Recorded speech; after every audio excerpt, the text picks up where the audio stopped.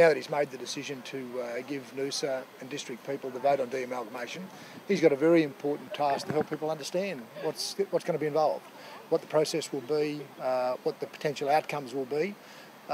So he's here on the Sunshine Coast this morning talking with councillors and briefing us, and indeed giving councillors an opportunity to ask questions and put their perspective forward. The Boundary Commissioner and the Queensland Treasury Corporation, as the independent umpires, have said it will cost nearly $14 million for the residents of Noosa, and that will be on their rates bill year in, year out. The only way for it not to be on their rates bill will be for there to be increases in council debt or indeed reductions in services. And I think that's a big concern that people need to understand. For the broader Sunshine Coast, again, the Boundary Commissioner has made it clear that we'll be turning one strong council into two weaker councils. That will consume a lot of this region's wealth and inefficiencies.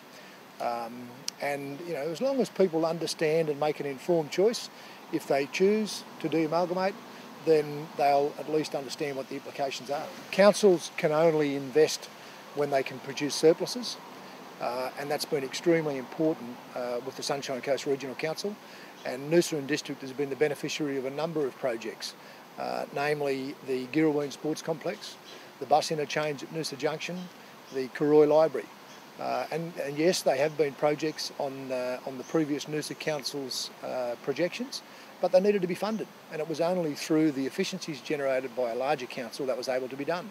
And all of those have been delivered in the last term of, or the last term and this term of the Sunshine Coast Regional Council.